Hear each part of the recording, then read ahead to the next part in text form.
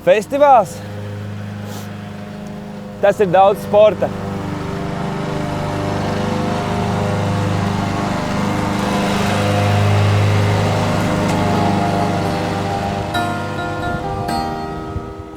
Festivāls. Tas ir daudz labas mūzikas brīvā dabā. Festivāls. Tie vienmēr ir labi laika apstākļi, jo apkārt ir superīgi cilvēki. Superīgi cilvēki!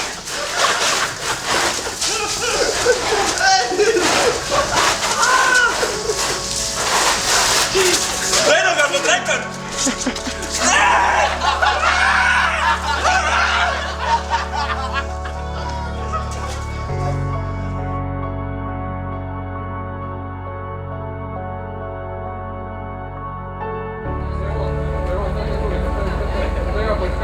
Tāds ir daudz, un būs vēl. Festivālā apstāties un apskatīties no malas tā arī īsti nekad nav sanācis. Tikai pēc kāda laika tu saproti, o jā, tas ir bijis tas festivāls, uz kuru es arī gribētu aizbraukt atpūsties.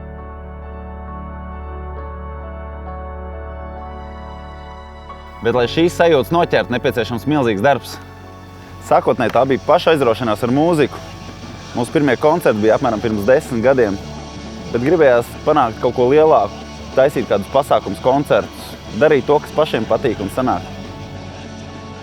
Tad, kad man bija 12 gadi, šeit norisinājās pirmie koncerti. Es vienmēr biju līdz lielajiem un arī jutos kā viens no viņiem. Daudz prātā Beņķis vēl joprojām ir kā kulta vieta un diezgan loģiski, jo pie mums viesojās grupas no visas pasaules. Fonofests ir vairāk šādu pasākumu rezultāts.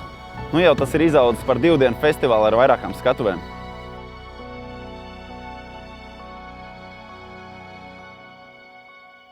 Sākumā, kad aicinājām grupas, tad bija jāskaidro, kas tāds Fonofests ir, bet šobrīd visi jau mūs atpazīst un zina, ka vienmēr viss būs labākajā kārtībā. Fonofest has grown every year. We've played here almost in every Fonofest, but the one thing that has always stayed the same is the passion for music and to build a good show. They've almost become like a family to us.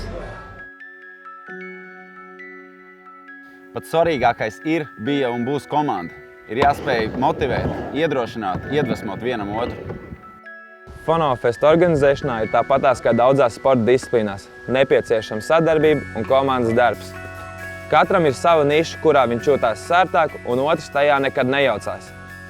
Nedrīkst atškarēt perfekto nedēļas nogalu ar visādām tehniskām lažām, tāpēc jābūt vienmēr pa 120% pārliecinātam par to, ka viss notiks perfekti. Mums galvenais ir radīt perfektu nedēļas nogalu, un ne tikai pa dienu, bet arī visas nakts garumā, un parūpēties par to, lai visi, kas nonāk Uplandos, justos patīkami un izbaudītu ik sekundi.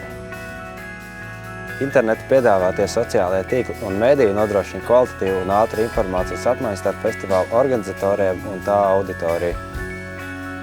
Līdz ar to Fonofesta apmeklētāji var uzzināt jaunumus patiešām no mums, jebkurā laikā un vietā. Jau no paša sākuma festivāls ir pievērsis īpašu uzmanību tam, kā viņš izskatās printētajos mēdījos, plakātos, mājaslapā. Un šeit vislielākais nopelns pienākas tieši Pano, kurš ir viens no Somijas foršākajiem dizaineriem.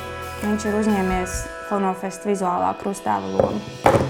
Runājot par jaunajām grupām, paši zinām, cik grūts ir sākums. Tādēļ katru gadu Fonoklubu organizējam jauno grupu konkursu un foršākajām labākajām dodam iespēju spēlēt Fonofestā. Tādējādi sev parādot plašākajai auditorijai. Katru gadu iespēju dodam arī brīvprātīgajiem palīgiem, kas ar savām idejām, palīdzību, darbību redz, kā top festivāls, kā pati organizēšana top, un tas viņiem rada lielu motivāciju, lai arī pieteiktos nākamo gadu. Ja idejas ir labas, tad tās tiek realizētas un viņi tiek pieaicināti festivāla komandai. Brīvprātīgo darbs dažreiz ir grūts, bet jau sākumā zināju, ka tā būs forša pieredze un jauni draugi. Tagad jau vairākus gadus atbild par festivāla vizuālo noformējumu. Un patiesībā nevaru sev iedomāties kā festivāla apmeklētāju, jo nekad tāds neesmu bijis. Un festivāla laikā vienkārši vēlēšanās darboties arvien vairāk un vairāk. Ir ļoti svarīgi un patīkami, ka komanda redz mērķi. No tā, kas kādreiz bija jaunības aizraušanās, nu jau tas ir izvērties par profesionālu darbu. Un ne tikai. No tā viss ir izaudzis arī Fonoklubs, kas darbojas katru nedēļas nogali. Komanda ir kā viena liela ģimene. Tas ir kā sapņu piepildījums, kas atkārtojas gadu no gada.